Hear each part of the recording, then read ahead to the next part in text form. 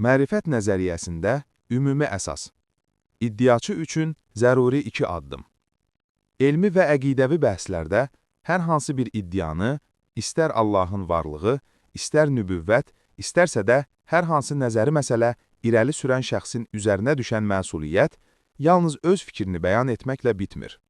Mərifət nəzəriyyəsində qəbul edilmiş ümumi bir əsasa görə həqiqəti tam sübut etmək üçün iddiaçı mütləq şəkildə 2 ardıcıl addımı yerinə yetirməlidir.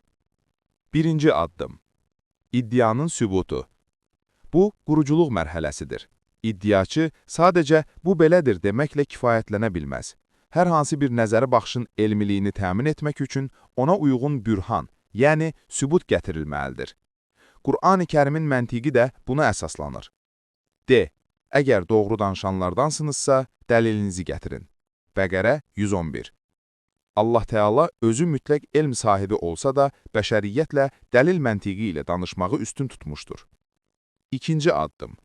Rəqib dəlillərinin iptalı, yəni tənqid və təksib. Bu, adətən diqqətdən qaçan, lakin ən həlledici mərhələdir. Bir çox tədqiqatçı yalnız öz fikrinin doğruluğunu sübut etməklə kifayətlənir.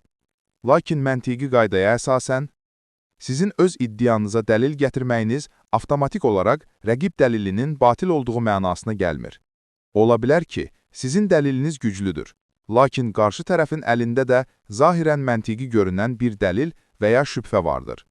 Həqiqətin tam bərqərar olması üçün iddiaçı müxalif tərəfin dəlillərini analiz etməli və onların əsassız olduğunu elmi şəkildə göstərməlidir. Nəticə. Elmi tədqiqatda yəqinliyə, yəni qəti biliyə çatmağın formulu belədir. Tam sübut bərabərdir, həqiqətin isbatı plus batilin iptalı. Yalnız bu 2 qanadla edilən araşdırma iddia səviyyəsindən çıxıb möhkəm elmi əsasa çevrilə bilər.